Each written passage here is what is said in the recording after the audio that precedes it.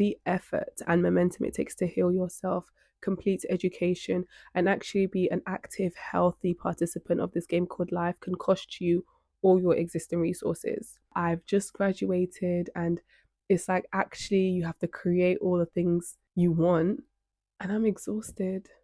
I'm actually burnt out. And I realized a lot of other people in their 20s feel like this. I realized a lot of my friends are going through this. It's like there is no rest, there is no break. I realized all the information I was getting through mentorship, through coaching, through school, all of that. You would think you would wake up and it's like, I've done the work.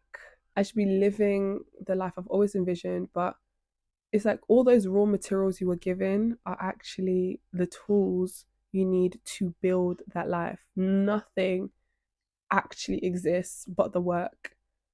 And that's the crazy part. I have worked 10 years just to get to the starting line. Now I have a new race I need to run. Now I have a new career I need to actually build. And it's just now about applying all of my knowledge, my wisdom, and all the resources that I have to put things in place to build my dream life. So, welcome to the podcast. This is Sublime Studios, where we are talking about all things dream building. We're talking about all things creative and alignments and doing it from a perspective of wholeness. The word I'm working with this year, if you can't tell already, is building.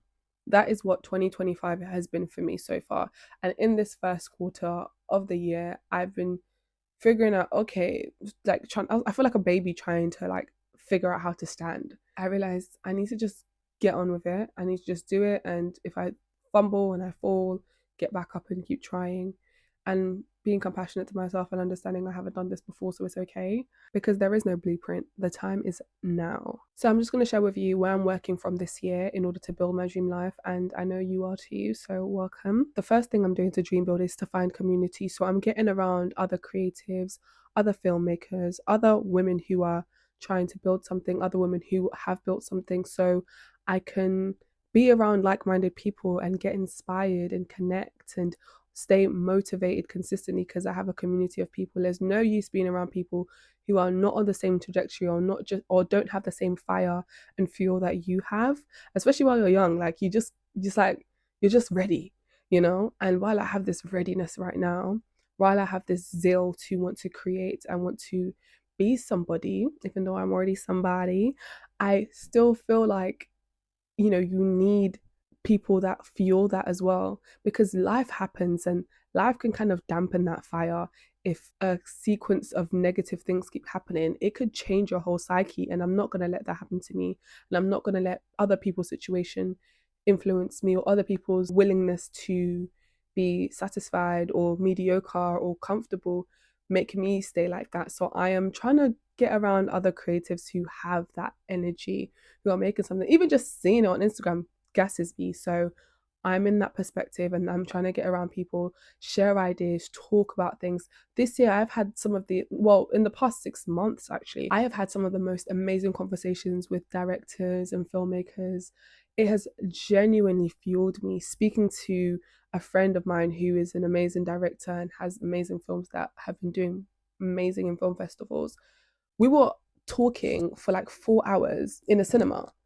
It was just like, this is such a dream. I've always wanted people like that around me, and it's important for you to be intentional about your circle and be intentional. It doesn't have to be your close circle, but it's important to have people around you who are of similar interests and of similar goals and similar values. My second thing when it comes to dream building is to contribute to the industry. Very simple. If you say you're an artist, where is your art?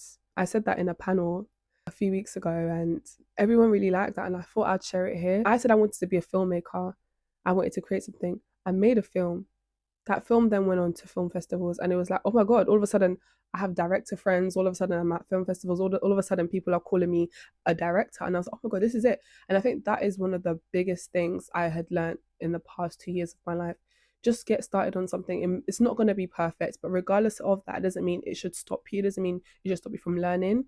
And that is exactly what I'm trying to do, contribute to the industry. And also it shows other people in your sphere and basically your peers that you're serious, and people are also attracted to ambition. They're attracted to people who are making stuff. They want to have conversations with you. They want to ask you questions, and they want to bring you onto their projects. It can lead to future potential collaborations and partnerships.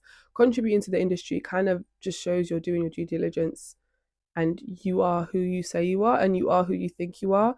I saw this a few videos actually, when people were talking about confidence, and confidence actually stems from a track record of proof of things you've actually done to show that you have this to be confident about. And it's so true, because obviously there's an aspect of, working from a subconscious place when you're doing affirmations and all of this. And then there's aspects of confidence where you actually need to do something. You actually need to get something done. And I am speaking to myself right now so much. Contributing to the industry is automatically going to grow you, is automatically going to set you apart from the talkers and the movers and shakers. Finally, is study the craft. Now, another one, studying the craft. I am 100% trying to learn more about filmmaking, trying to infuse myself into acting and my process, and learn more about business. Like my production company I want to start, I'm learning how do you run a business. Studying the craft actually proves results. So yeah, and if you have multiple interests like I do, try and create a routine that helps you be able to manage all of these things, so you're not, again, just talking about it, you're actually getting it done. That's my 2 pence on dream building. I hope this video was useful. Thank you for watching all the way to this far. Make sure you subscribe and let me know what you're building today.